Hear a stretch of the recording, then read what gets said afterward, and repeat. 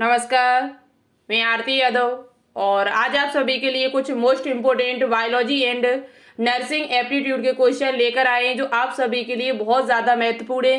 Class को complete जरूर देखिएगा और साथ ही साथ आप सभी को बता देते हैं जो बच्चे एम्स बीएससी नर्सिंग की तैयारी कर रहे हैं उनके एडमिट कार्ड आ चुके हैं, डाउनलोड होना शुरू हो गए और उनका एग्ज़ाम जो है वो 12 जून को होना निश्चित हो गया है। आप सभी एडमिट कार्ड अपना डाउनलोड कर लीजिएगा। और साथ ही साथ आपको एक बात और बता देते हैं, यहाँ पर एम्स बीएससी नर्सिंग में नर्सिंग एप्टीट्यूड के क्वेश्चन नहीं पूछे जाते, सिर्फ ये क्वेश्चन यूपी बीएससी नर्सिंग वालों के लिए है।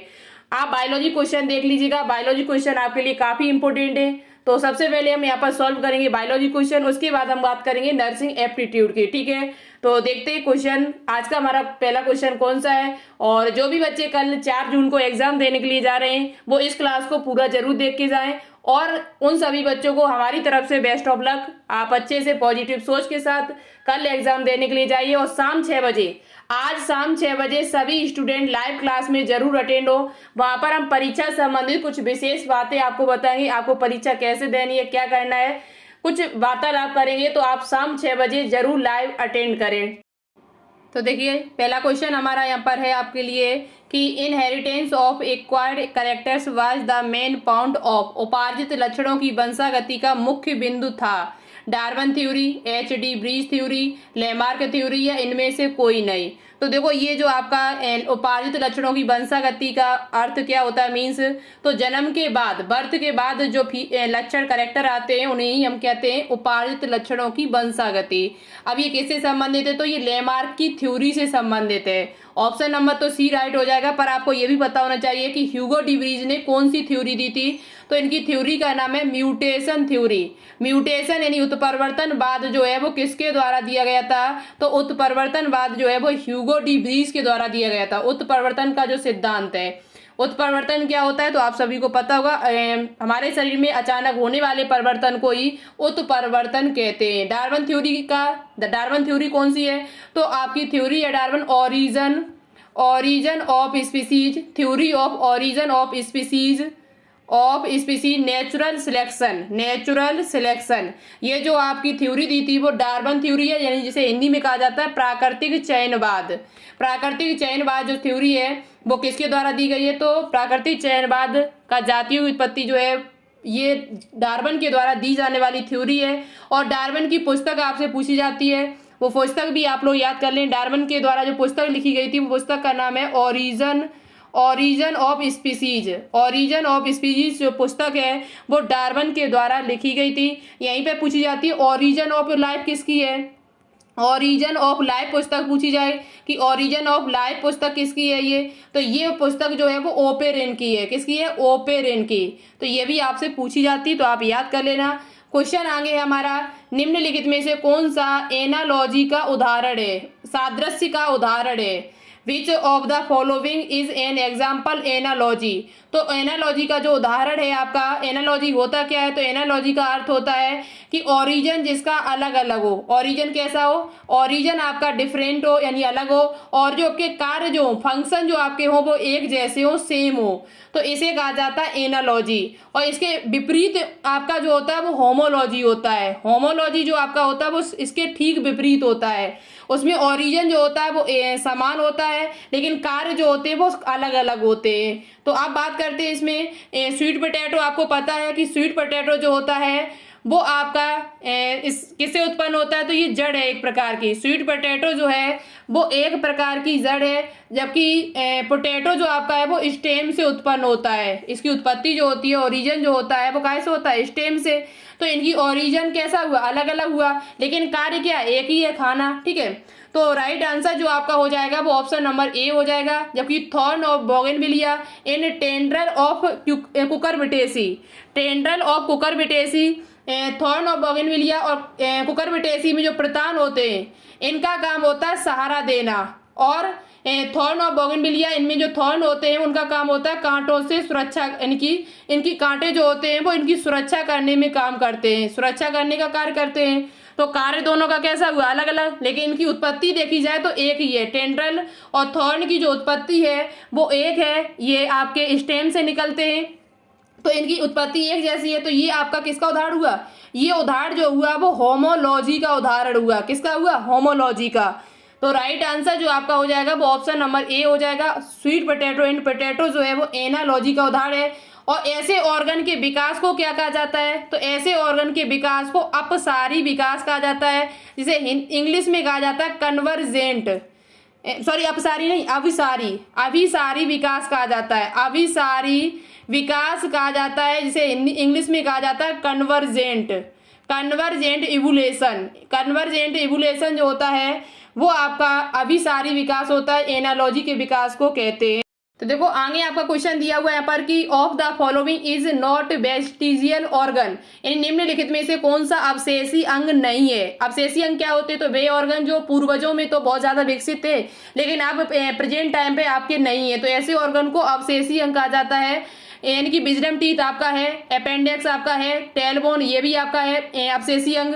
पहले के लोगों में विकसित था लेकिन अब तो नहीं है। टेलबोन पहले हुआ करती थी, पूंछ हुआ करती थी, अब तो नहीं है। लेकिन आपका बोन्स हड्डी जो है वो आपका अवशेषी अंग नहीं है, नहीं आपसे पूछा गया था।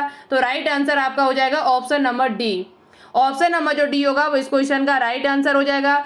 अपेंडिक्स कहाँ पाई जाती है? तो ये बड़ी आंत जो आपका लार्ज इंस्टाइन होती है उसके सीकम पार्ट में, सीकम भाग जो होता है उसी में आपकी अपेंडिक्स उपस्थित होती है। विजडम टीथ आपको पता है जिसे अकल दाढ़ कहते हैं, जो जिनकी संख्या जो होती है वो आपकी 4 होती है। पहले लोगों के ये दांत हुआ करते थे लेकिन अब बहुत कम चांस है जो किसी के अकल दाढ़ निकले। ओनली 28 दांत ही अब आपके निकलते हैं, ठीक है।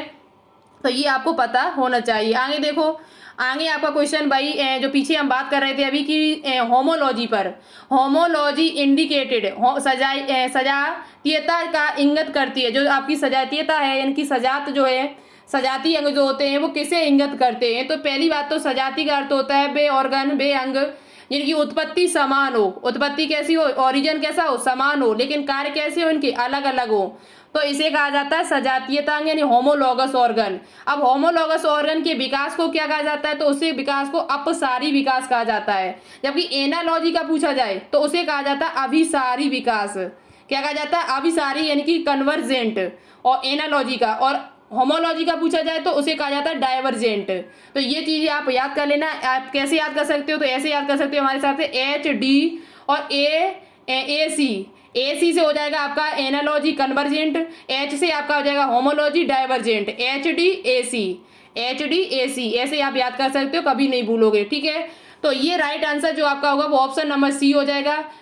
होमोलॉजी का अर्थ होता है समान पूर्वज होते हैं इसमें, और साथ ही ये डाइवर्जेंट इवोल्यूशन होता है, अपसारी विकास होता है। इसमें उदाहरण आपने पढ़े होंगे जैसे आपका घोड़े के अंगले पैर होते हैं आपके, ये इसी का उदाहरण है आपका। और मनुष्य के जो हाथ होते हैं ये भी इसी का उदाहरण है। मनुष्य के हाथ, घोड़े के अंगले पैर और साथ ही साथ बैल के चप्पू जो होते हैं वो आपके होमोलॉगस ऑर्गन है, क्योंकि घोड़े के अंगले पैर जो होते हैं वो चलने का कार्य करते हैं। जबकि इसमें हड्डियां वही होती है जो हमारे हाथ में हड्डियां होती है, ह्यूमरस, रेडियस और अल्ना, यही हड्डी हमारे हाथों में पाई जाती है। ये हड्डी आपके घोड़े के अंगले पैर में भी पाई जाती है, अग्रपाद में।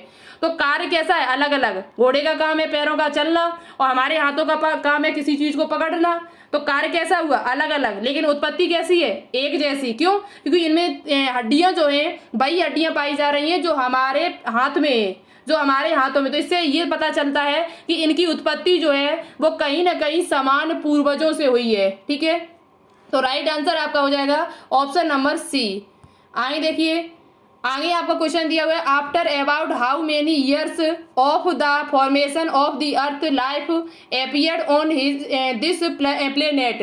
पृथ्वी के बनने के लगभग कितने वर्षों के बाद इस ग्रह पर जीवन की उत्पत्ति हुई थी? तो जीवन की उत्पत्ति पृथ्वी के बनने के बाद हुई थी वो 500 मिलियन ईयर्स पहले। 500 मिलियन, 1 मिलियन जो होता है वो 10 लाख के बराबर होता है। तो 500 मिलियन ईयर्स लगभग पहले जीवन की उत्पत्ति हुई थी। तो राइट आंसर हो जाएगा ऑप्शन नंबर सी, ठीक है। आगे देखिए, आगे आपका क्वेश्चन दिया हुआ है जो काफी इंपोर्टेंट क्वेश्चन है आप सभी के लिए। क्वेश्चन है हमारा match the hominids with their correct brain size. आपको ब्रेन साइज बताना होगा, मस्तिष्क का जो आकार है वो उसको करेक्ट करके बताना होगा, साथ ही साथ आपको कोड बताने होंगे।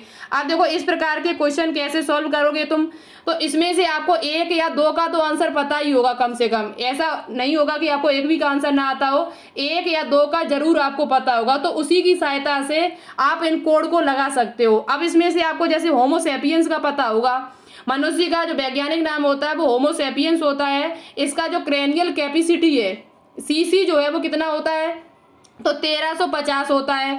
तो आप देखो डी का दूसरा कहाँ है, तो डी का दूसरा जो है वो ऑप्शन नंबर डी में है और ऑप्शन नंबर ए में है इसमें, और ऑप्शन नंबर 3 में भी है, सी में नहीं है, तो सी को पहले ही आप हटा दो।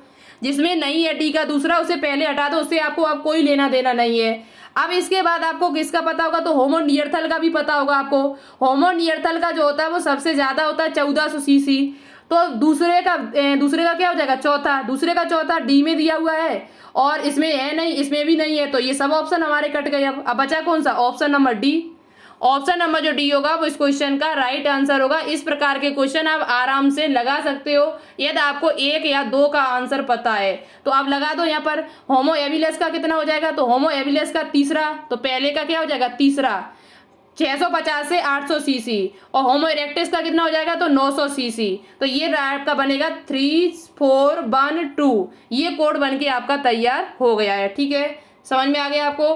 आगे देखो, आगे आपका क्वेश्चन दिया है कि which of the following had the smallest brain capacity, यानी कि निम्नलिखित में से किसकी मस्तिष्क क्षमता कम होती है। होमो इरेक्टस की कितनी होती है, तो अभी हमने आपको बताई थी होमो इरेक्टस की जो होती है वो कितनी होती है, 900 होती है, 900 सीसी होती है। होमो सेपियंस की कितनी है, तो 1350 सीसी है। होमो नियरथल की कितनी है, तो 1400 सीसी है। होमो एबिलस की कितनी है, तो होमो एबिलस की अभी हमने आपको बताई थी 600 से लेके 850 सीसी है। तो सबसे कम किसकी हुई, होमो एबिलस की। होमो एबिलस की जो मस्तिष्क क्षमता है, जो क्रेनियल कैपेसिटी है, वो सबसे कम है। तो राइट आंसर आपका हो जाएगा ऑप्शन नंबर डी। ठीक है, तो देखिए यहाँ पर क्वेश्चन आपका दिया हुआ जो काफी इंपोर्टेंट क्वेश्चन है, जो आपके एग्जाम में पूछा भी जा चुका है मेडिकल लाइन में। डार्विन की फिंच एक उत्कृष्ट उदाहरण है। डार्विन कौन थे, डार्विन ने आपको पता है कि इन्होंने एक सिद्धांत दिया था, प्राकृतिक चयनवाद, नेचुरल सिलेक्शन जो सिद्धांत है, थ्योरी है, वो डार्विन के द्वारा दी गई थी। और दूसरी बात, इनकी एक पुस्तक है origin of species, origin of species इनकी पुस्तक है, ये आपको याद करनी है। और साथ ही साथ यहाँ पर आपसे पूछा जाता है कि ओरिजिन ऑफ लाइफ किसकी पुस्तक है, तो ओरिजिन ऑफ लाइफ जो पुस्तक है वो ओपेरिन की पुस्तक है। किसकी है, ओपेरिन नाम के जो वैज्ञानिक थे जिन्होंने विकास के बारे में बताया हुआ है, ओपेरिन ने की पुस्तक पूछी जाए तो ओरिजिन ऑफ लाइफ है। किसकी है, ओरिजिन ऑफ लाइफ पुस्तक पूछी जाए तो ये ओपेरिन की है। ओरिजिन ऑफ स्पीसीज पुस्तक पूछी जाए, जातियों की उत्पत्ति पूछी जाए तो वो डार्विन की पुस्तक है। ये आपसे पूछा जाता है क्वेश्चन, तो आप याद कर ले। और दूसरी बात, डार्विन की फिंच एक उत्कृष्ट उदाहरण कौन सा है, तो फिंच एक प्रकार के पक्षी है जो डार्विन ने देखे हुए थे। दूसरी बात, ये किस द्वीप पर यात्रा करने के लिए गए थे, तो गैलापागोस द्वीप पर इन्होंने देखा था।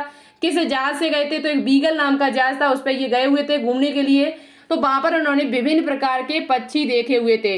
अब वहां पर किससे संबंधित है, किसका उदाहरण है, ये कनेक्टिव लिंक्स का है, ब्रूड पैराटिज्म का है, या एडेप्टिव रेडिएशन का है। तो ये आपका अनुकूली विकिरण जिसे हिंदी में कहा जाता है, अनुकूली विकिरण का ये एग्जाम्पल है आपका। तो ये क्वेश्चन आपसे पूछा जाता है कि डार्विन की फिंच किसका उदाहरण है, तो अनुकूली विकिरण का ये उदाहरण है आपका। बहुत ही इंपोर्टेंट क्वेश्चन है, आपसे पूछा जाता है। आगे आपको क्वेश्चन दिया हुआ कि according to fossils which have been discovered till now origin of and evolution of man started from country. अब तक खोजे गए जीवाश्मों के अनुसार मनुष्य की उत्पत्ति एवं विकास किस देश से प्रारंभ हुआ है।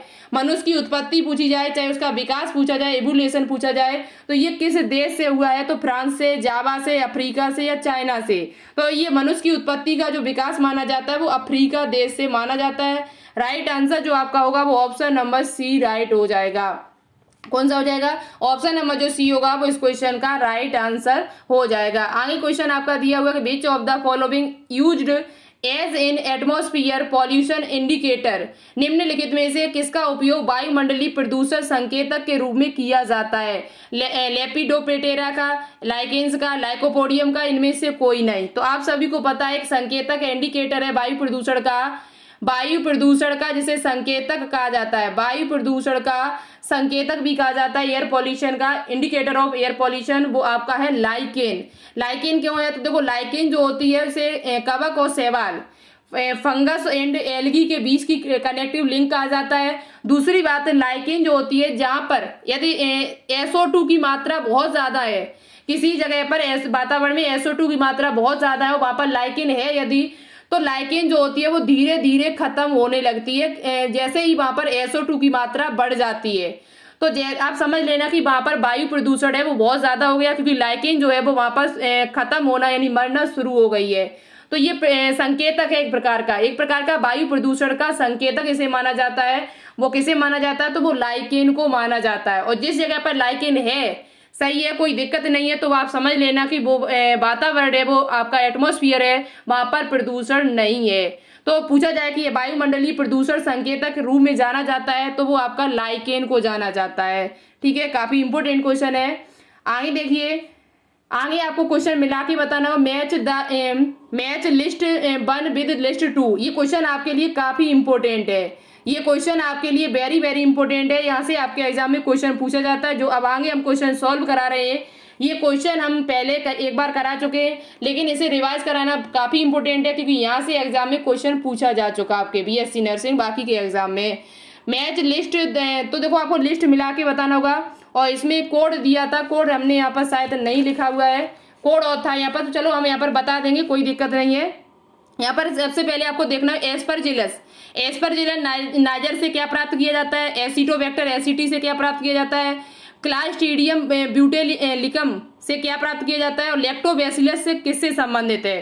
तो आप सभी को पता होना चाहिए, लैक्टोबैसिलस तो लैक्टिक अम्ल से संबंधित हो जाएगा, तो 2 हो जाएगा पहली बात। तो आपका सबसे पहले आपका क्या हो जाएगा? यहाँ पर 2 हो जाएगा, क्योंकि आप सभी को पता है लैक्टोबैसिलस जो है वो कैसे संबंधित है? लैक्टिक एसिड से संबंधित है।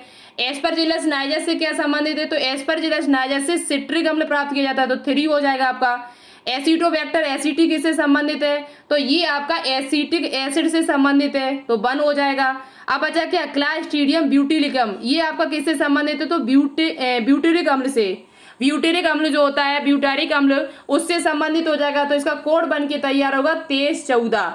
आप देखो कोड जरूरी नहीं है कि आपसे कोड ही पूछा जाए, वहां पर इस प्रकार का ही क्वेश्चन देखने को मिले। आपको ऐसे ही पूछ सकता है कि बताओ एसिटोबैक्टर एसिटी से क्या प्राप्त किया जाता है? तो एसिटोबैक्टर एसिटी से एसिटिक अम्ल प्राप्त किया जाता है। एस्परजिलस नाइजर से क्या प्राप्त किया जाता है? तो आपका सिट्रिक एसिड प्राप्त किया जाता है। क्वेश्चन 1 नंबर में भी आपसे अलग अलग करके भी पूछा जा सकता है, तो आप इनको याद कर लीजिएगा, मोस्ट इंपोर्टेंट है ये क्वेश्चन आप सभी के लिए। ठीक है, आगे देखिए, आगे आपको क्वेश्चन पूछा गया जो काफी इंपोर्टेंट क्वेश्चन है। Cyclosporin A used as an immunosuppression agent is product from. Cyclosporin एक इम्यूनो दमन एजेंट के रूप में उपयोग किया जाता है, इसमें उत्पन्न होता है। साइक्लोस्पोरिन ए जो है वो किससे प्रोडक्ट होता है, किससे उत्पत्ति इसकी होती है, किससे इसका उत्पाद होता है, किस पदार्थ से ये प्राप्त किया जाता है? तो ये आपका जो पदार्थ, ये जो साइक्लोस्पोरिन ए जो है वो प्राप्त किया जाता है ट्राइकोडर्मा पॉलीस्पोरम से। किसे प्राप्त किया जाता है? Trichoderma polysporum. अब देखो यहाँ पर स्पोरिन लिखा हुआ है, यहाँ पर आपको शब्द लिख रहा होगा स्पोरिन, और स्पोरिन पीछे भी लिखा है स्पोरम, तो आप ऐसे ही याद कर सकते हो। पॉली शब्द सिर्फ, पॉली का अर्थ होता है बहुत सारा, बहुत जब इकट्ठा, बहुत सारी चीजें इकट्ठे हो तभी तो पॉली शब्द बनता है वहां पर, लेकिन आपको स्पोरम और स्पोरिन शब्द याद रखना है। साइक्लोस्पोरिन जो ए होता है वो एक प्रकार का इम्यूनो सप्रेशन एजेंट है, आपका एक प्रकार का रक्षा करने वाला तत्व है, जो आपका किसमें, इससे जो किसे प्राप्त किया जाता है? तो वो आपका ट्राइकोडर्मा पॉलीस्पोरम नाम के पदार्थ से प्राप्त किया जाता है। ठीक है, तो राइट आंसर हो जाएगा ऑप्शन नंबर ए, बी शायद, सॉरी कितना, बी राइट हो जाएगा। और यहीं पे आपसे पूछा जाए कि मोनिस्कस परफ्यूरिस का कार्य क्या होता है? तो ये रक्त में कोलेस्ट्रॉल को कम करने का काम करता है। किसको? रक्त में जो कोलेस्ट्रॉल होता है, रक्त में कोलेस्ट्रॉल को कम करने का जो काम करता है ब्लड में, वो आपका कौन सा करता है? कोलेस्ट्रॉल को। तो वो मोनिस्कस परप्यूरियस, ये आपके ब्लड में कोलेस्ट्रॉल को कम करने का काम करता है, जो काफी इंपॉर्टेंट क्वेश्चन है, आपसे पूछा जा सकता है, ध्यान में रखें। आगे आपका क्वेश्चन है which of the following is a commercial blood cholesterol lowering agent, यानी कि भाई क्वेश्चन पूछेगा निम्नलिखित में से कौन सा वाणिज्यिक रक्त कोलेस्ट्रॉल को कम करने वाला एजेंट है। ऐसा कौन सा पदार्थ है जो रक्त में कोलेस्ट्रॉल को कम करता है। कोलेस्ट्रॉल क्या होता है, तो एक प्रकार की बसा होता है, एक प्रकार का बसी अम्ल फैटी होता है, एक प्रकार का कह सकते हैं बसा है, ये लिपिड है एक प्रकार का। तो इसे कम करने के लिए कौन एजेंट है, तो वो आपका अभी हमने आपको बताया था, कौन सा है आपका एक एजेंट है जिसका नाम क्या है, स्टैटिन। स्टैटिन नाम का एक एजेंट है। स्टैटिन नाम का जो एक एजेंट है जो आपका रक्त में कोलेस्ट्रॉल को कम करता है, जो काय से प्राप्त किया जाता है, तो वो मोनोस्कस परप्यूरियस से प्राप्त किया जाता है।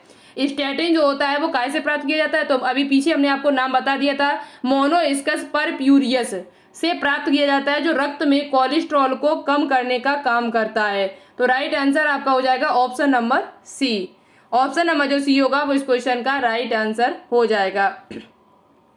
आगे आपका क्वेश्चन दिया conversion of milk to curd improves its nutritional value by the increasing the amount of, दूध का दही में रूपांतरण इसकी मात्रा बढ़ाकर पोषण मूल्यों में सुधार करता है। तो देखो दूध का दही में जब रूपांतरण होता है तो वहां पर किस की मात्रा बढ़ जाती है, तो विटामिन B12 की, विटामिन B12 जो है उसकी मात्रा बढ़ाकर इसके पोषण मूल्यों में सुधार लाया जा सकता है। तो कौन सा है, ऑप्शन नंबर सी राइट हो जाएगा।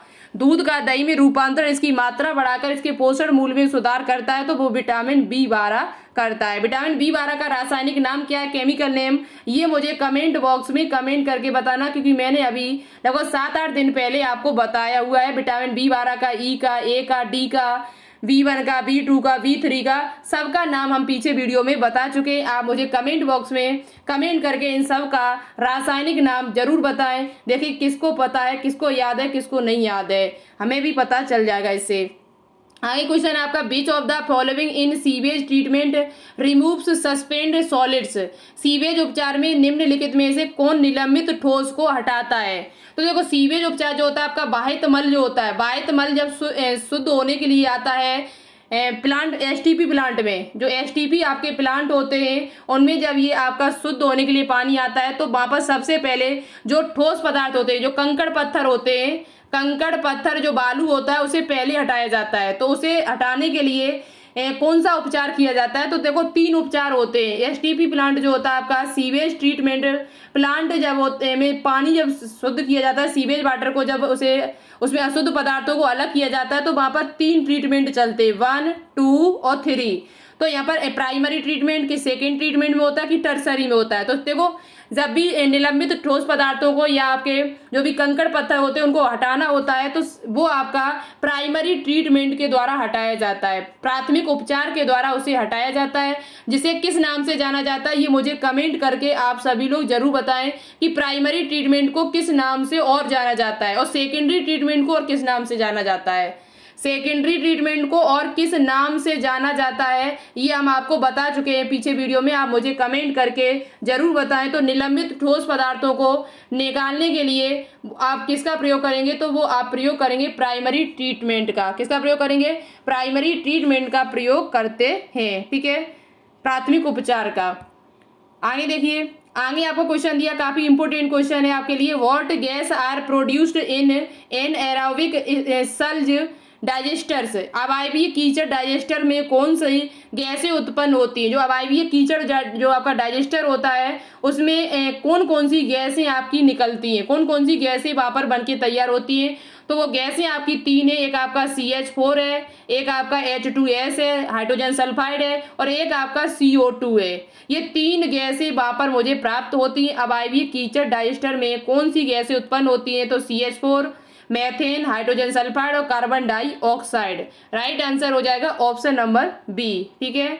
आगे देखिए, आगे आपका क्वेश्चन काफी इंपोर्टेंट है। A patient brought to a hospital with myocardial infection is normally immediately given, यानी मायोकार्डियल इन्फेक्शन वाले अस्पताल में लाए गए रोगी को आमतौर पर तुरंत दिया जाता है, क्या दिया जाता है उसे, पेनिसिलिन दी जाती है, स्ट्रेप्टोकाइनेज दी जाती है, साइक्लोस्पोरिन ए दी जाती है, स्टेटिन्स दी जाती है। तो जब भी वो आता है तो उसे एक यहाँ पर एक ट्रीटमेंट दिया जाता है। उसका ट्रीटमेंट सबसे पहले किससे किया जाता है, तो वो स्ट्रेप्टोकाइनेज से। किससे किया जाता है, स्ट्रेप्टोकाइनेज से उसका ट्रीटमेंट करना शुरू किया जाता है सबसे पहले। एक मायोकार्डियल का अर्थ क्या है, हृदय से संबंधित है। हृदय से संबंधित जब किसी व्यक्ति को इन्फेक्शन होता है, रोग होता है, तो उसे सबसे पहले स्ट्रेप्टोकाइनेज दिया जाता है। तो राइट आंसर हो जाएगा option number B. Option number जो बी होगा वो इस क्वेश्चन का राइट आंसर हो जाएगा। आई क्वेश्चन है, which of the following helps in the absorption of phosphorus from the soil by plants. यानी निम्नलिखित में से कौन पौधे मिट्टी से फास्फोरस के अवशोषण में मदद करता है। ऐसा कौन सा पौधा है जो मिट्टी से फास्फोरस को अवशोषित करता है, उसे एब्जॉर्ब करता है। राइजोबियम नाम का है, फ्रेंकिया है, या एनाबीना, या ग्लोमस है। तो उस पौधे का नाम है ग्लोमस। ग्लोमस जो होता है वो पौधे पृथ्वी से फास्फोरस का अवशोषण करने में सहायता करता है, मदद करता है। ग्लोमस कौन करता है, ग्लोमस जो होता है वो क्या करता है, पृथ्वी से फास्फोरस को अवशोषण करने में सहायता करता है। तो राइट आंसर आपका हो जाएगा ऑप्शन नंबर डी। ग्लोमस क्या है, अच्छा कोई बता सकता है, ये मुझे कमेंट करके बताना ग्लोमस है क्या ये। आगे क्वेश्चन दिया हुआ, which of the following is used to manufacture ethanol from starch. निम्नलिखित में से किसका उपयोग स्टार्च से इथेनॉल बनाने में किया जाता है। इथेनॉल का अर्थ क्या होता है, शराब। C2H5OH यानी इथेनॉल शराब को बनाने, एल्कोहल को बनाने में किसका प्रयोग किया जाता है, तो वो पेनिसिलिन का नहीं, एजोबैक्टर का नहीं, लैक्टोबैसिलस का नहीं, ये दूध से संबंधित है आपका। एजोबैक्टर जो है आपका वो उससे संबंधित है, एक प्रोकैरियोटिक है जो आपका और कह सकते हो राइजोबियम एजोबैक्टर जो उर्वरक के रूप में प्रयोग किए जा रहे हैं इस टाइम। साथ ही साथ आपका जो राइट आंसर होगा वो ऑप्शन नंबर बी राइट हो जाएगा, सैकेरोमाइसिस सेरेबेसी, जिसे हम ईस्ट कहते हैं। क्या कहते हैं, ईस्ट का प्रयोग जो है वो ब्रेड बनाने में, शराब बनाने में किया जाता है। किसका, सैकेरोमाइसिस सेरेबेसी का। तो राइट आंसर आपका हो जाएगा option number B. Option number जो बी होगा वो इस क्वेश्चन का राइट आंसर हो जाएगा। अब यहाँ पर हम कुछ नर्सिंग एप्टीट्यूड के मोस्ट इंपोर्टेंट क्वेश्चन करेंगे, लेकिन ये क्वेश्चन आप बायोलॉजी वाले बच्चे भी देख सकते हैं, क्योंकि जो भी क्वेश्चन हम यहाँ पर करेंगे वो बायोलॉजी से ही संबंधित है। अधिकांश क्वेश्चन बायोलॉजी के ही अधिकांश क्वेश्चन है। तो जो बायोलॉजी स्टूडेंट है, जो एम्स की तैयारी कर रहे हैं, वो भी इस क्लास को देख सकते हैं, कोई दिक्कत नहीं है, क्योंकि आपके एग्जाम में भी इस प्रकार के क्वेश्चन पूछे जा सकते हैं। क्वेश्चन जो भी है वो बायोलॉजी से संबंधित है आपके। देखो ये तो आपसे पूछा ही जा सकता है कि बताइए इसमें से ये चित्र जो दिया हुआ है, जो डिवाइस यहाँ पर दिया, ये डिवाइस कौन सा डिवाइस है। Identify the contraceptive device. So यहाँ पर जो डिवाइस आपका दिया हुआ है, डिवाइस का नाम आपको बताना होगा। तो ये डिवाइस आपका पता है कौन सा है, प्रोजेस्टार्ट है। ये प्रोजेस्टार्ट क्या होता है, तो इससे क्या निकलता है आपका हार्मोन, मोचित हार्मोन है, इस हार्मोन रिलीजिंग है। एक डिवाइस है आपका कॉन्ट्रासेप्टिव डिवाइस है, आईयूडी जिसे कहते हैं। क्या कहते हैं, आईयूडी इंट्रा यूट्राइन डिवाइस है आपका मेरीना है, लिपेस लूप है, या विजाइनल रिंग है। तो ये जो चित्र छपा हुआ है लिपेस लूप है आपका। लिपेस लूप क्या होता है, तो नॉन मेडिकेटेड यानी औषधि रहित आईयूडी है ये आपका। क्या है, नॉन मेडिकेटेड आईयूडी है आपका ये, ठीक है। औषधि रहित आईयूडी है आपका, कौन, लिपेस लूप। तो ये एक प्रकार का आईयूडी है जो प्रयोग किया जाता है आपका कॉन्ट्रासेप्टिव में, ठीक है, गर्भ रोधक में प्रयोग किया जाता है। समझ में आया। प्रोजेस्टार्ट क्या है, तो ये हार्मोन रिलीजिंग है। प्रोजेस्टेराइड है आपका, LNG-20 है, ये सब आपके क्या है, हार्मोन रिलीजिंग है। यहीं पर आपसे पूछा जाए कि बताइए मुझे कॉपर CuT, कॉपर टी है आपका, कॉपर 375 है आपका, ठीक है। और एक आपका और है कॉपर टी, कॉपर 375, और एक और आपका है जो हमने आपको बताया हुआ था पिछली क्लासों में, उसका नाम आप बताना। ये सब क्या है आपके copper releasing hormone, copper release करते ये जो आपके डिवाइस होते हैं वो क्या रिलीज करते हैं, तो ये कॉपर को रिलीज करते हैं। एक और है आपको, वो आप मुझे कमेंट बॉक्स में कमेंट करके जरूर बताना, कॉपर से संबंधित है। अब देखो ये चित्र आपसे पूछा जा सकता है आपके एग्जाम में, जो सभी के लिए इंपॉर्टेंट है। यहाँ पर identify the international health agency so in photograph. ये जो चित्र छपा हुआ है किसका चित्र है, किसका ये फिगर है, यानी किस एजेंसी का ये सिंबल है। तो ये सिंबल जो आपका लिखा हुआ बना हुआ है ये WHO का सिंबल है। किसका है? WHO का। WHO जो आपका होता है इसका है, WHO की फुल फॉर्म आपको पता होनी चाहिए, यूनिसेफ की पता होनी चाहिए, FAO की पता होनी चाहिए। ये सब मैंने आपको बताई हुई क्लासों में। नर्सिंग एप्टीट्यूड की हम कई क्लासें डाल चुकी हूँ, लगभग 5 से 7 क्लासें डल चुकी, पहले से 4-5 क्लासें ज़्यादा ही डल गई होंगी, तो आप उनको देख सकते हो जाके। प्लेलिस्ट बनी हुई है। जो बच्चों ने अभी तक नर्सिंग एप्टीट्यूड क्लास नहीं देखी है, वो फॉरेस्ट नाइटिंगेल के बारे में हम कई क्वेश्चन करा चुकी हूँ आपको पिछली वीडियो में, तो आप उन वीडियो को जाके देख सकते हो कि फॉरेस्ट नाइटिंगेल से आपके एग्जाम में क्वेश्चन पूछा जाएगा। तो आप उन सभी क्लास को प्लेलिस्ट में जाकर देखिए, उसकी लिंक आपको नीचे डिस्क्रिप्शन में मिल जाएगी, वहां से देख सकते हो आप। ठीक है, तो WHO का जो यहाँ पर जो सिंबल बना हुआ है ये किसका है? WHO का सिंबल है। यहाँ पर आपको चित्र में जो दिख रहा है। ठीक है, आपको कमेंट करके मुझे बताना होगा यूनिसेफ की स्थापना कब हुई थी, यूनिसेफ की फुल फॉर्म क्या है, FAO की फुल फॉर्म क्या है, ये हम आपको बता चुके हैं। ठीक है, तो यहाँ पर देख सकते हो ये जो चित्र छपा था वो किसका चित्र था? वो WHO का था। WHO की स्थापना कब हुई थी? तो वो 7 अप्रैल 1948। ये जो स्थापना इसकी हुई थी WHO की वो कब हुई थी? 7 अप्रैल 1948 ईस्वी में इसकी स्थापना हुई थी। 7 अप्रैल को विश्व स्वास्थ्य दिवस मनाया जाता है, वर्ल्ड हेल्थ डे जो मनाया जाता है वो 7 अप्रैल को आपका मनाया जाता है। इसका हेड क्वार्टर कहाँ पर है? तो इसका हेड क्वार्टर आपका जेनेवा स्विट्जरलैंड में है। जेनेवा स्विट्जरलैंड में इसका हेड क्वार्टर है, जो आपको याद कर लेना है, जो आपके लिए काफी इंपोर्टेंट है नर्सिंग एप्टीट्यूड के लिए। ठीक है, तो ये आपको समझ में आ गया होगा कि WHO क्या है, WHO का हेड क्वार्टर कहाँ पर है, इसकी स्थापना कब हुई थी, ये आपको पता चल गया। ठीक है, इसकी समिति कब बैठाई गई थी, कमेटी? तो 1946 में बनाई गई थी। आप देखो यहाँ पर कुछ चित्र छपे हुए जो आपको पता होने चाहिए चित्र किसका है। तो ये जो चित्र आपको पहला वाला दिख रहा है, ये चित्र जो छपा हुआ है ये वाला, ये नेशनल लिटरेसी मिशन का है। नेशनल लिटरेसी मिशन का ये फिगर छपा हुआ है जो यहाँ पर ऊपर वाला है। उसके बाद नीचे किसका छपा है? तो national human rights commission, national human rights commission का आपका फिगर है। 2 हाथ छपे हुए हैं, बीच में आपको सूरज सा दिखाई दे रहा है। राष्ट्रीय मानव अधिकार आयोग, जिसे हिंदी में कहा जाता है राष्ट्रीय मानव अधिकार आयोग का ये आपका सिंबल छपा हुआ है। हो सकता है कि आपको ये सिंबल दे दिया जाए और पूछा जाए कि बताओ ये किसका सिंबल है, तो आप बता सकते हो यहाँ पर राष्ट्रीय मानव अधिकार आयोग का ये सिंबल है, नेशनल ह्यूमन राइट्स कमीशन का ये सिंबल आपका है, चिन्ह है। ठीक है, ये दूसरा चिन्ह आपको ये बहुत इंपॉर्टेंट है, ये सर्व शिक्षा अभियान। ये आपने सरकारी स्कूल जो होते हैं, जो गवर्नमेंट स्कूल होते हैं, उनमें आपने उस पर आपने दीवारों पर छपा हुआ देखा होगा सर्व शिक्षा अभियान। सर्व शिक्षा अभियान का जो चिन्ह है वो एक बॉय यहाँ पर बैठा हुआ है, एक गर्ल्स यहाँ पर बैठी हुई है और बीच में लिखा हुआ है सर्व शिक्षा अभियान और नीचे पेंसिल छपी हुई है। तो ये जो सिंबल है आपका वो किसका है? सर्व शिक्षा अभियान का है। पूछा जाए आपसे कि ये किसका चित्र है, तो यहाँ पर आपको दिख रहा होगा ये एक व्यक्ति है जो योगा करते हुए दिखाई दे रहा होगा आपको। तो international yoga day, international yoga day कब मनाया जाता है? तो 21 जून को, 21 जून को इंटरनेशनल योगा दिवस मनाया जाता है, यानी कि अंतरराष्ट्रीय योगा दिवस। और ये चित्र किसका छपा हुआ है? तो वो चित्र आपका फिगर जो है वो इंटरनेशनल योगा डे का है। ठीक है, समझ में आया? और आपको याद कर लेना, ये फिगर दिमाग में थोड़ा रख लेना। आप देखो यहाँ पर ये क्वेश्चन बहुत ज्यादा आपसे पूछा जाता है। ये कोई देखो आगे आपका क्वेश्चन यहाँ पर जो दिया हुआ है कि injection technique shown in figure is used administer. तो यहाँ पर जो आपका ये इंजेक्शन जो दिया जा रहा है ये किसका इंजेक्शन दिया जा रहा है? यहाँ पर किसका इंजेक्शन लगाया जा रहा है? BCG का, हेपेटाइटिस B का, या मीजल्स का, या जापानीज इंसेफ्लाइटिस का, हाथी पांव का। तो ये आपका जो यहाँ पर इंजेक्शन जो दिया जा रहा है इस कौन सी टेक्निक है? तो ये आपका BCG। BCG क्या होता है? तो BCG की फुल फॉर्म आप सभी को पता होनी चाहिए,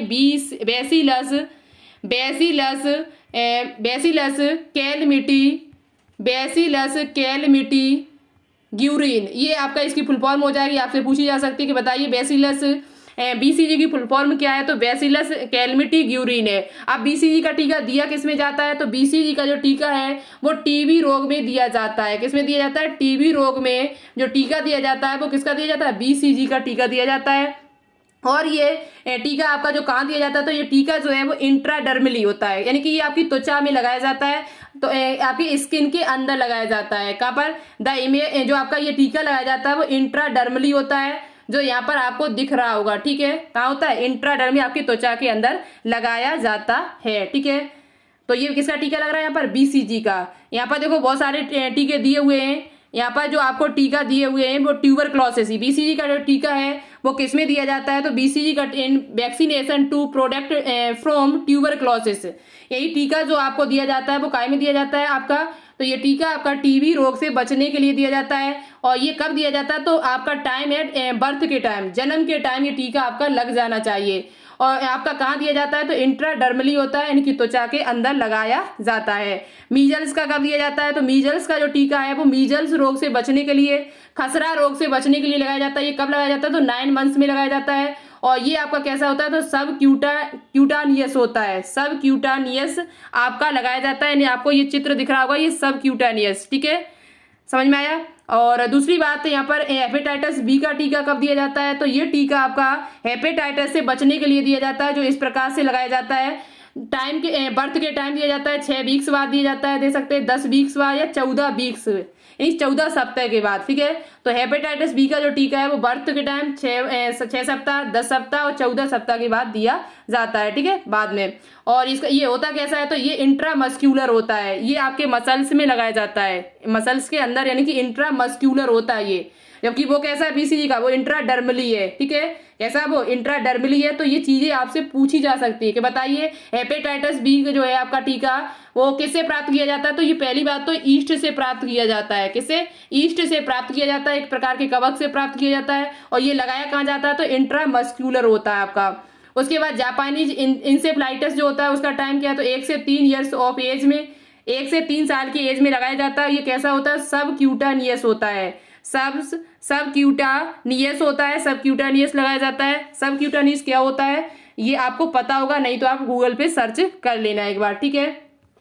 आगे देखिए, आगे कुछ यहाँ पर आपको ध्यान से देखना होगा, gram positive bacteria. Gram positive bacteria आपसे पूछे जा सकते हैं कि ग्राम पॉजिटिव बैक्टीरिया कौन से होते हैं, ग्राम नेगेटिव बैक्टीरिया कौन से होते हैं। आपने बायोलॉजी में भी पढ़े होंगे, तो यदि आपने बायोलॉजी पढ़ी है तो अच्छी बात है, तो आपके रिवाइज हो जाएंगे। और जिन बच्चों ने नहीं पढ़े हुए हैं उनको बहुत ध्यान से देख लें। जैसे आपका स्टेफिलोकोकस, कोकाई जो होते हैं आपके, वो ग्राम पॉजिटिव बैक्टीरिया में कौन कौन से आते हैं, तो स्टेफिलोकोकस है, स्ट्रेप्टोकोकस है आपका, और इंटरकोकस है। ये सब आपके कैसे होते हैं, ग्राम पॉजिटिव होते हैं। कैसे होते हैं ये आपके ग्राम पॉजिटिव बैक्टीरिया होते हैं। उसके बाद आपका जैसे आपका कोरिनोबैक्टीरियम है आपका उसके बाद एक है यहाँ पर माइकोबैक्टीरियम है, बैसिलस है। ये सब आपके कैसे होते हैं, ग्राम पॉजिटिव होते हैं। कैसे होते हैं, ग्राम पॉजिटिव।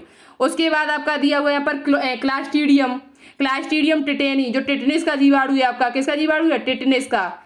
टिटनिस रोग जो होता है उसका, टिटेनिस रोग का जो जीवाणु होता है उसका नाम क्या है, क्लास्ट्रीडियम टिटेनिस। एक्टिनोमाइसीज, ये सब आपके जो होते हैं वो ग्राम पॉजिटिव बैक्टीरिया होते हैं। कैसे होते हैं, ग्राम पॉजिटिव। तो आप स्क्रीनशॉट ले सकते हो इनका, और नहीं तो हम इसे टेलीग्राम चैनल पर भेज देंगे, ठीक है। यहाँ पर कुछ आप ग्राम निगेटिव दिए हुए हैं, कौन कौन से बैक्टीरिया जो होते हैं वो ग्राम निगेटिव होते हैं। तो ग्राम निगेटिव में आपके काफी बैक्टीरिया आ जाते हैं, जैसे आपका है सीडोमोनास जो है वो आपका ग्राम कैसा है, ग्राम निगेटिव बैक्टीरिया है। साल्मोनेला है आपका, परट्यूसिस है आपका, स्टेर्सिया है आपका, एरासीनिया है आपका, और आपका बोर्डिटेला है आपका, हीमोफिलिस है आपका। हीमोफिलिस जो आपका निमोनिया रोग फैलाता है, कौन से रोग फैलाता है, निमोनिया रोग जो होता है वो हीमोफिलिस इन्फ्लुएंजा के कारण भी होता है। हीमोफिलिस इन्फ्लुएंजा के कारण निमोनिया रोग होता है। और आपका ये स्ट्रेप्टोकोकस निमोनी कार्ड होता है, डिप्लोकोकस निमोनी कार्ड होता है। तो हीमोफिलिस जो होता है वो आपका ग्राम निगेटिव बैक्टीरिया है। आपका बिब्रियो जो होता है, बिब्रियो कॉलेरी जो हैजा रोग होता है वो भी आपका ग्राम निगेटिव बैक्टीरिया है। तो ये चीजें आपको याद थोड़ा कर लेने हैं। और भी आपके लिखे हुए देखो, और आपका दिया बोरेला, ट्रपेनोमा पैलिडम जो आपका सोजाक रोग जो होता है, सिप्लिस जो रोग होता है वो आपका ग्राम निगेटिव बैक्टीरिया होता है, ठीक है। बोरीला, लेप्टोसिप्रा, ये सब आपके कैसे एस्पिरिया, ये सब आपके ग्राम निगेटिव बैक्टीरिया है, ठीक है। आपने देख लिए, तो यहाँ पर आप ये इन चीजों को याद कर सकते हो। ये इनका आकार भी दिया है, कौन किस का आकार का होता है, तो एक कोकी आकार के, कुछ आपके रॉड्स के आकार के हैं। ये यहाँ पर आकार भी आपको दिए जो हमने पहले भी आपको बता दिए हैं, ठीक है। आप देखो कुछ क्वेश्चन है जो आपको देखने हैं बहुत ही ध्यान से। जो आपका एक चैप्टर है, टॉपिक है जिसे कहते हैं communicable and non communicable disease. जो आपकी कम्युनिकेबल डिसीज एक आपका नर्सिंग एप्टीट्यूड का बहुत अच्छा टॉपिक है, आपके सिलेबस में जो दिया हुआ है नर्सिंग एप्टीट्यूड के, तो वहीं से कुछ क्वेश्चन है जो हम आपको यहाँ पर सॉल्व करा रहे हैं। क्वेश्चन है हमारा, which of the following is contagious disease, इनमें से आपका कौन सा ऐसा रोग है जो संक्रामक रोग है, कंटेंजियस रोग है, इनकी संक्रामक रोग है। तो आप पता है डायबिटीज है, हार्ट अटैक है, हाइपरटेंशन है या डिफीथीरिया है। तो डायबिटीज तो होगा नहीं, हार्ट अटैक हमको है तो ऐसा नहीं कि आपको हो जाए, हाइपरटेंशन हमको हाइपरटेंशन हो रही है तो क्या आपको हो सकता है, नहीं हो सकता। लेकिन डिफीथीरिया जो रोग है ये आपका संक्रामक रोग है, कंटेंजियस डिसीज है। अब आपको बताना होगा डिफीथीरिया किसके द्वारा होता है। तो डिफीथीरिया आपको पता है ये जीवाणु के द्वारा होने वाला रोग है, जो एक प्रकार का संक्रामक रोग है, जो एक व्यक्ति से दूसरे व्यक्ति में आसानी से पहुंच जाता है। अब ये किस जीवाणु के कारण होता है ये मुझे आपको कमेंट बॉक्स में कमेंट करके बताना होगा। हम यदि आपको ना पता हो तो आप मुझे बताना, तो हम आपको बता देंगे। चलो हम बता देते हैं, आप कहाँ ढूंढोगे। कॉरिनोबैक्टीरियम डिफीथीरी, कॉरिनोबैक्टीरियम डिफीथीरी नाम के बैक्टीरिया के नामक जो बैक्टीरिया होता है उससे ये आपका रोग होता है, कौन सा, डिफीथीरिया। ठीक है, आगे देखिए, आगे आपका क्वेश्चन दिया हुआ, which disease is transmitted from infected mammals to man, in which disease कौन सा रोग ट्रांसमिटेड यानी कि कह सकते हो फैलता है फ्रॉम इन्फेक्टेड मेमल्स, यानी कि एक संक्रमित स्तनधारी से आपके मनुष्य में फैलता है। रेबीज है, मलेरिया है, चिकन पॉक्स है या एडिस है।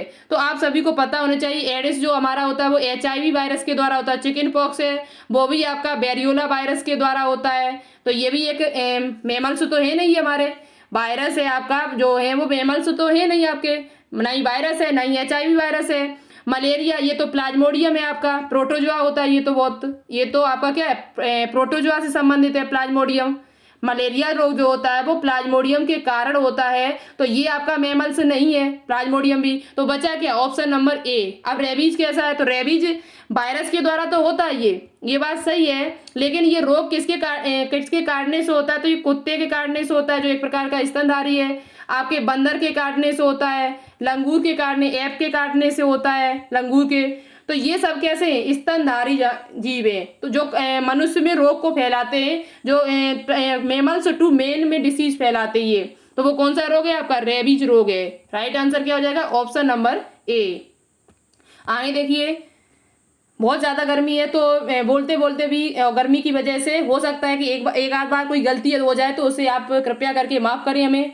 गर्मी में वीडियो बना रहे हैं तो माइंड जो है वो बहुत जल्दी घंटा खंड आप जब बात करते रहोगे गर्मी में तो माइंड जो होता है वो चढ़ जाता है, यानी माइंड सही से काम नहीं करता है। तो कोई ये गलती हमसे हो जाए तो उसके लिए हमें माफ करना। आप कमेंट नहीं बाद में करना कि आप मैम गलत पढ़ा रहे हैं या गलत काम कर रहे हैं, आप सही से नहीं पढ़ा रही हो, तो ये कमेंट आप मेरे पास मत करना, ठीक है, क्योंकि हम ये वीडियो गर्मी बना रहे हैं आपके लिए। समझ में आया। क्वेश्चन है हमारा, which of the following is a disease caused by virus, यानी कि इनमें से कौन सा रोग है जो आपका वायरस के द्वारा होता है। कॉलेरा है, ट्यूबरक्लोसिस है, लेप्रोसी है, इनमें से कोई नहीं। तो देखो कॉलेरा जो होता है ये बैक्टीरिया के द्वारा होता है, ट्यूबरक्लोसिस जो होता है ये भी बैक्टीरिया के द्वारा होता है, लेप्रोसी जो होता है जिसे कुष्ठ रोग कहा जाता है ये भी बैक्टीरिया के द्वारा होता है। तो इनमें से कोई नहीं।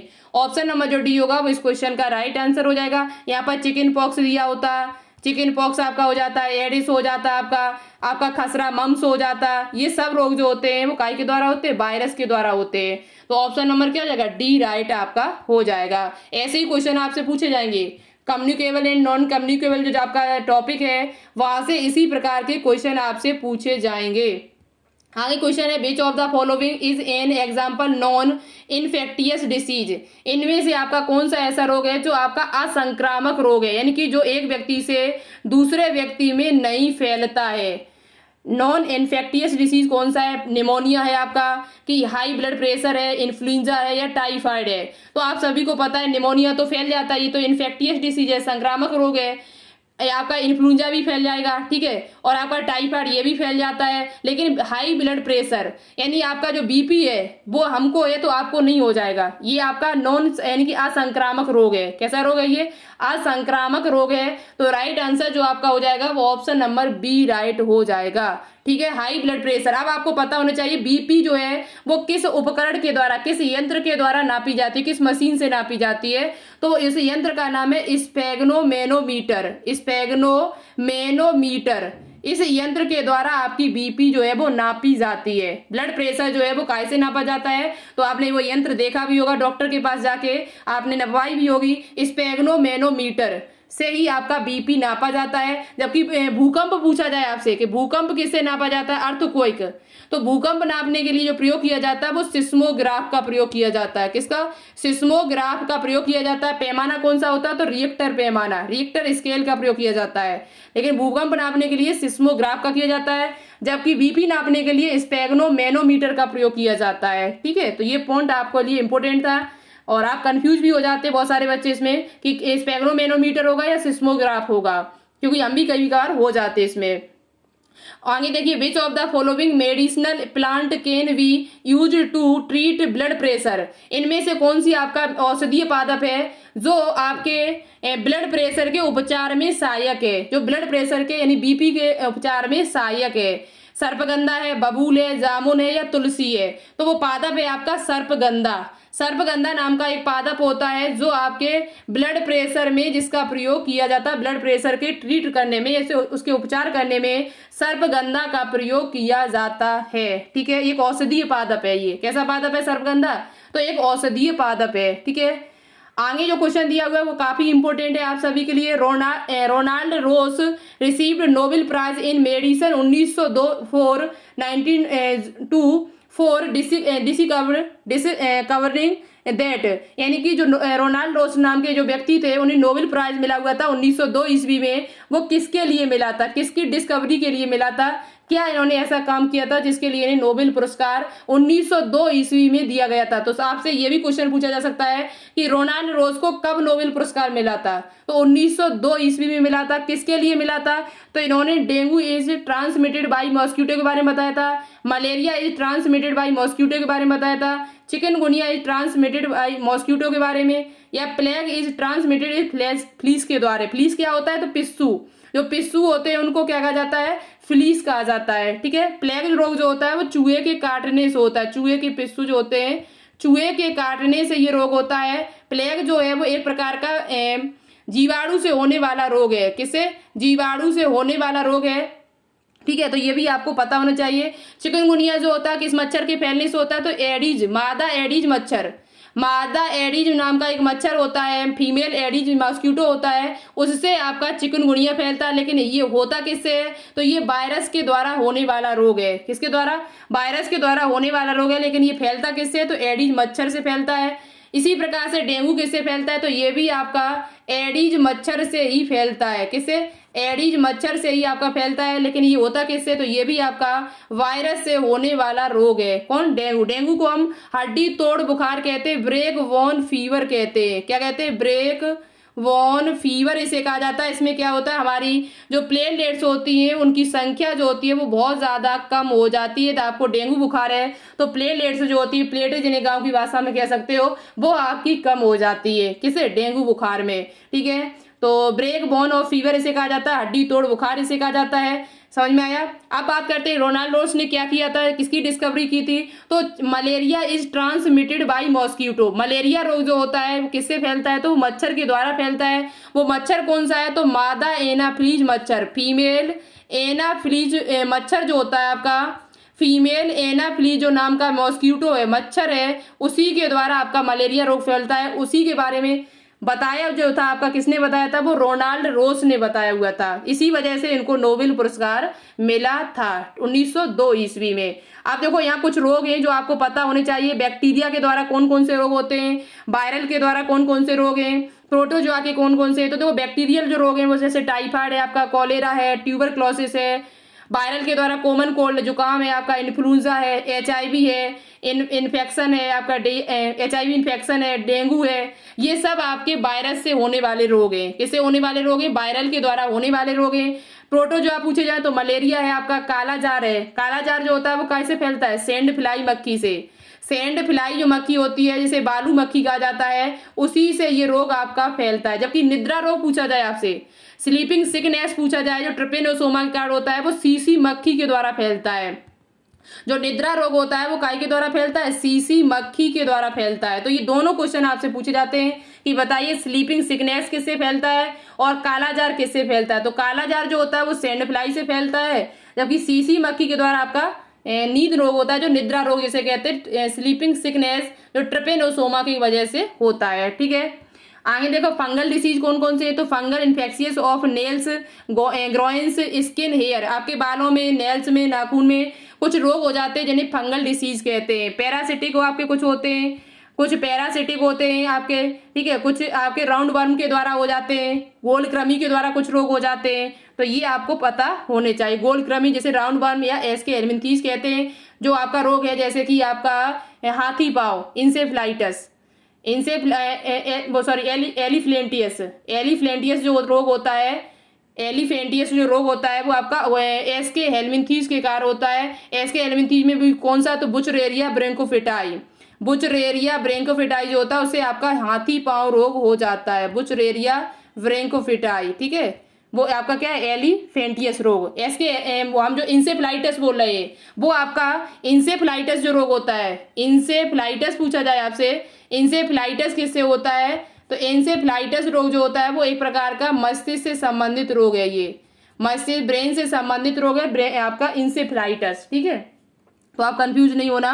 अब क्वेश्चन है आपका, is a non communicable disease, इनमें से कौन सा आपका है जो नॉन कम्युनिकेबल डिसीज है। कफ है, हार्ट अटैक है, हार्ट स्ट्रोक है, या मीजल्स है, या मम्स है। तो नॉन कम्युनिकेबल जब भी आपसे पूछा जाए, जो ऐसे रोग जो आपके फैलते नहीं, गैर संचारी रोग जिसे कहा जाता है, तो कफ तो आपकी बहुत जल्दी फैलती है, मीजल्स भी फैल जाता है, मम्स भी फैल जाते हैं, जिसे गलछुआ कह सकते हो। लेकिन आपका हार्ट स्ट्रोक क्या होता है, तो हार्ट स्ट्रोक का अर्थ है जब भी आपके एक हार्ट अटैक होता है, एक आपका हार्ट स्ट्रोक होता है। हार्ट अटैक में आपका दिल का दौरा जिसे कहते हैं, जब आपकी रक्त सही से हृदय में नहीं पहुंच पाता है तो उसे हार्ट अटैक कहते हैं।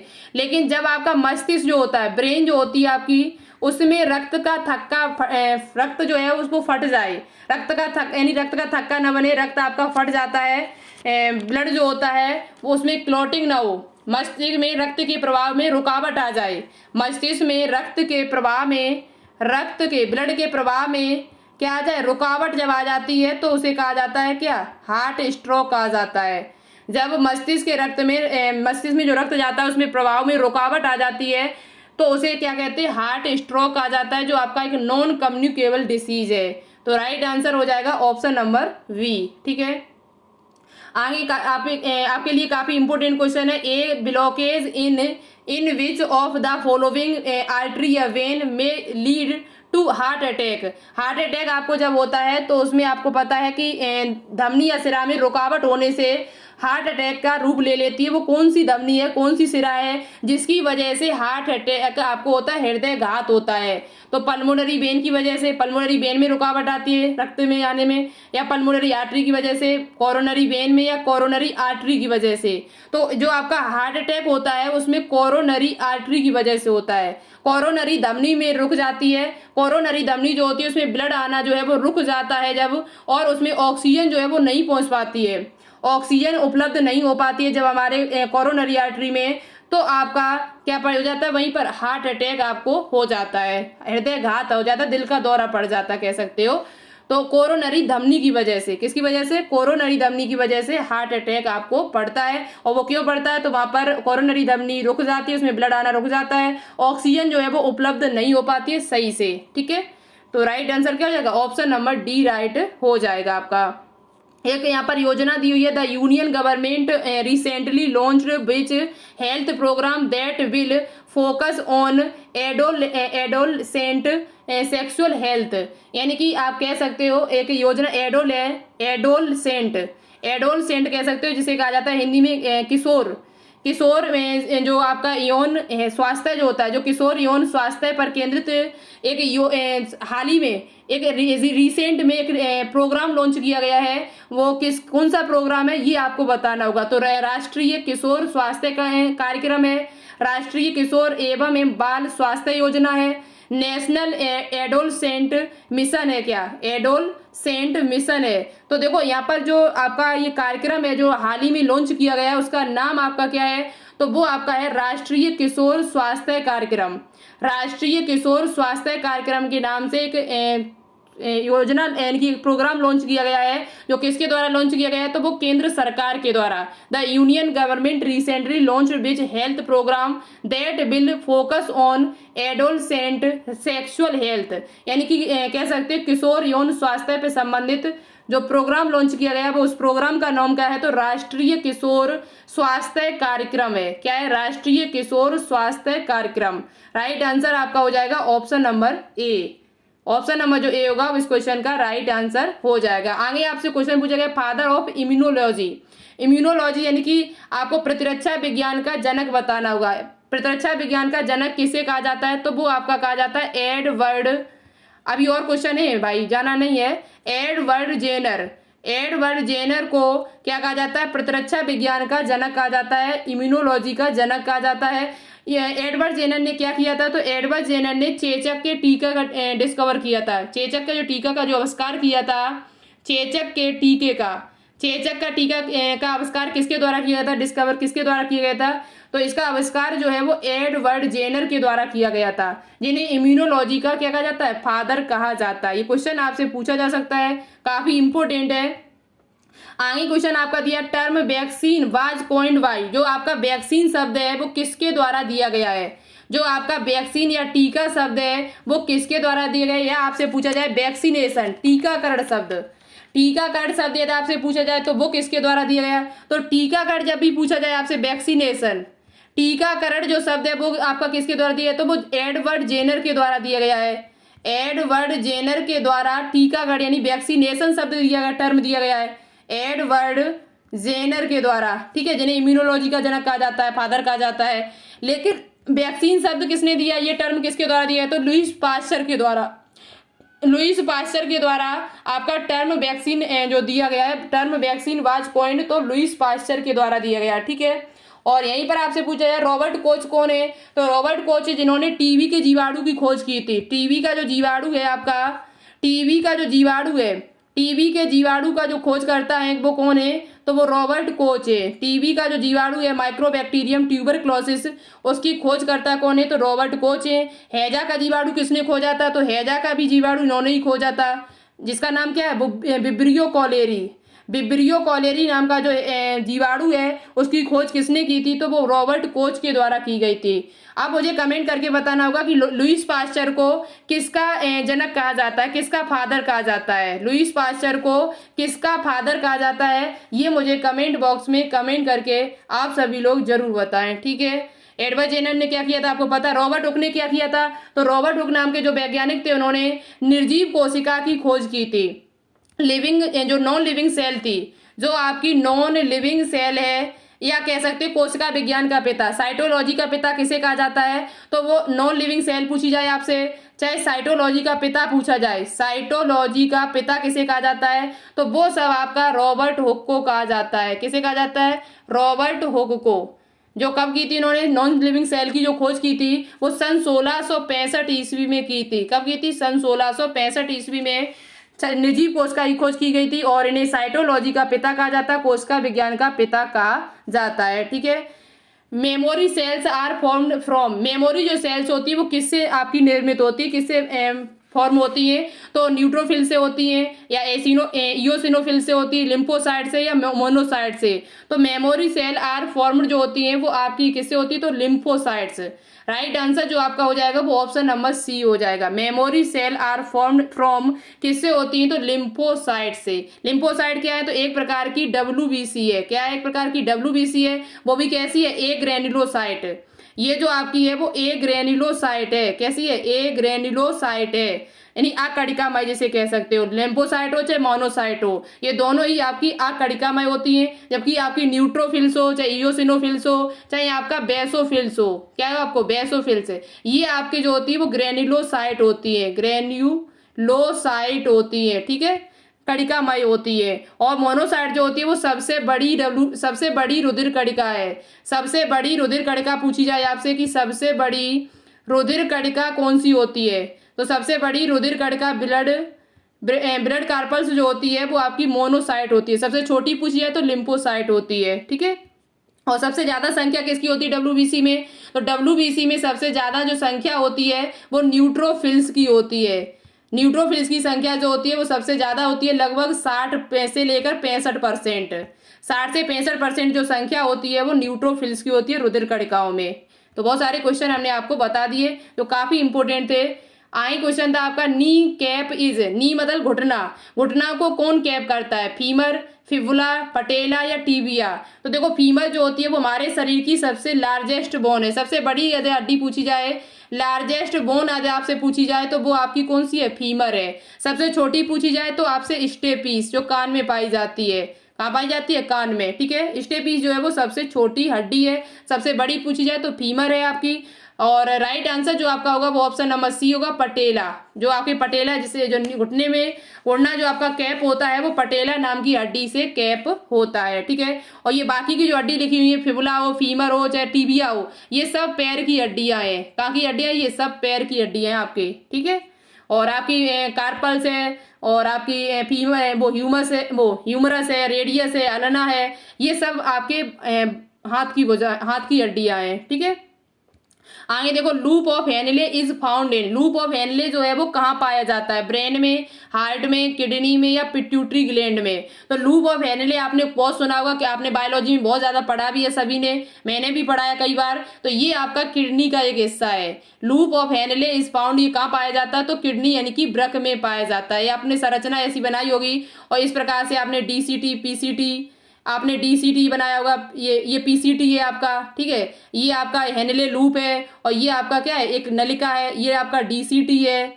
ये आपने चित्र भी किसका चित्र है? ये नेफ्रॉन का। वृक्क की जो इकाई होती है, जो यूनिट होती है, उसे क्या कहा जाता है? नेफ्रॉन कहा जाता है। तो आपका जो हेनले लूप होता है वो कहाँ पर होता है? ये होता है हेनले लूप जो है वो आपका कहाँ? ये एक आपका असेंडिंग, एक डिसेंडिंग, दो हिस्से में बटा होता है, असेंडिंग और डिसेंडिंग। ये असेंडिंग हो जाएगा, ये डिसेंडिंग हो जाएगा आपका।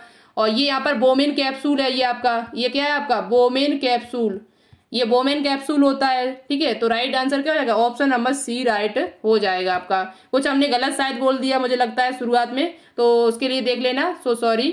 शायद कुछ बोला है मैंने यहाँ पर, कुछ बोला शायद गलत। बोमेन कैप्सूल है ये आपका, हेनले लूप नहीं है। हेनले लूप आपका ये होता है, यही शायद हमने गलत बोल दिया, मुझे लगा ऐसा।